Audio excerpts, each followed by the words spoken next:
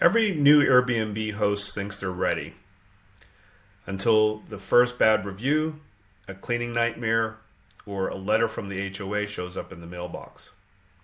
Most of these mistakes are completely avoidable if you know just what to watch out for. So today we're talking about the biggest mistakes new hosts make and the lessons that experienced hosts had to learn the hard way. So you can skip all of that and get straight to building a successful Airbnb business.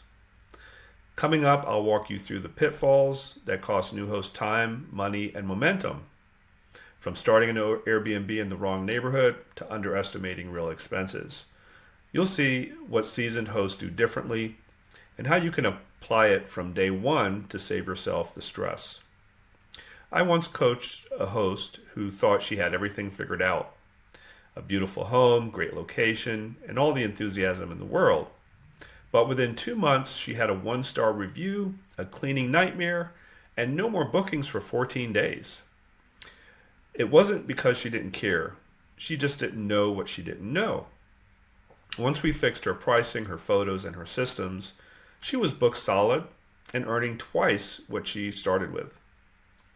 And that's what this video is really about, learning from the mistakes others have already made so you can start smarter, stronger, and way more confident.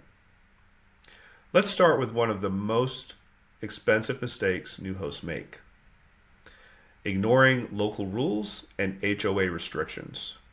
This one can shut your business down before it even gets started.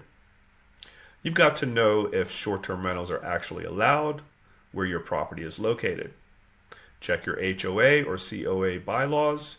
If short-term rentals aren't clearly allowed, assume they're not. Even if they're not mentioned, that's still risky because HOAs can still change their rules at any time. Then check your city and county websites for short-term rentals. Some areas require permits, inspections, or proof that it's your primary residence. Skipping that step can lead to fines or even being shut down for your listing. Next up is miscalculating profit. A lot of new hosts get excited about nightly rates, but forget how much it actually costs to run the property.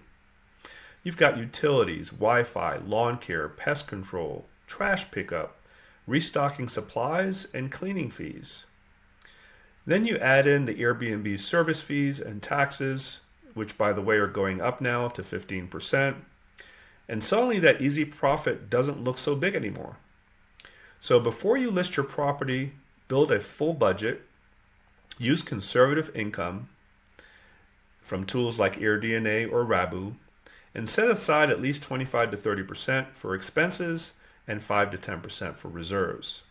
That's how you'll keep your business running smoothly, even when things break or bookings slow down.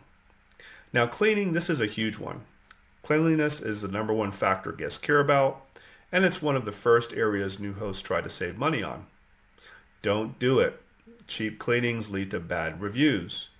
Pay your cleaners fairly, give them a detailed checklist, and schedule quarterly deep cleans. Your guests might forget what brand of coffee you stock, but they'll never forget a dirty bathroom. And let's talk about photos, because your photos are the most important part of your listing.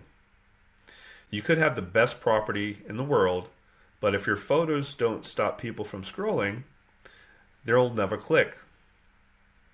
Professional photos can increase your bookings and revenue by up to 20%. Shoot in natural light, stage the space, and highlight what makes it special.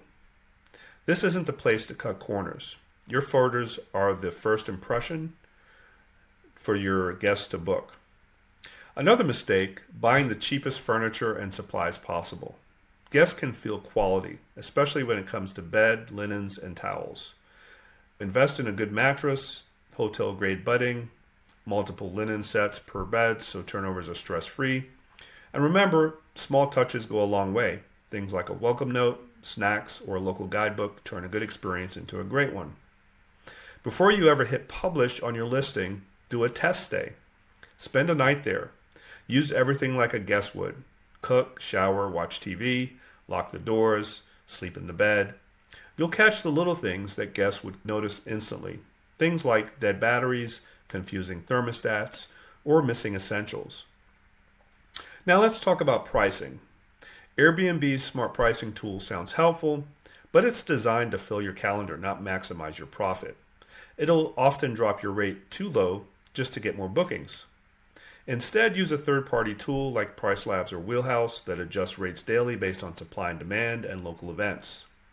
Start a little bit below market to build up reviews, then let the data guide your pricing from there. Another mistake that can cost you big, ignoring local taxes and permits. Airbnb doesn't always collect or pay those for you. In a lot of places, you're responsible for registering your property and paying local occupancy or lodging taxes directly. It's worth the extra step. Check your city or county website, apply for the right license, and make sure you're compliant before your guests arrive. And let's not forget communication. Slow replies and unclear house rules create chaos and bad reviews. Respond fast, set clear expectations, and always communicate through the Airbnb app. Spell out your house rules in your listing and at the property. Things like quiet hours, smoking, and guest limits. It'll save you a lot of headaches later. And finally, the biggest mistake of all, treating your Airbnb like a hobby instead of a business. Hosting isn't set it and forget it. It's a real operation that needs systems, consistency, and care. Once you've got everything set up, make sure that you have a separate bank account, track your expenses, monitor your occupancy rate and average daily rate, and reinvest in upgrades that improve guest experience. When you treat it like a real business, you'll start to see real results. Avoiding these mistakes is what separates a struggling host from a successful one. You don't need to learn everything the hard way. Just take these lessons and put them into practice now. Your reviews will be stronger, your income will be steadier, and you'll actually enjoy the process.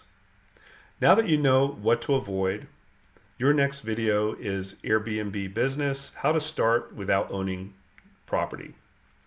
In this one, I'm going to show you exactly how to build and scale your Airbnb business, even if you don't own a single home.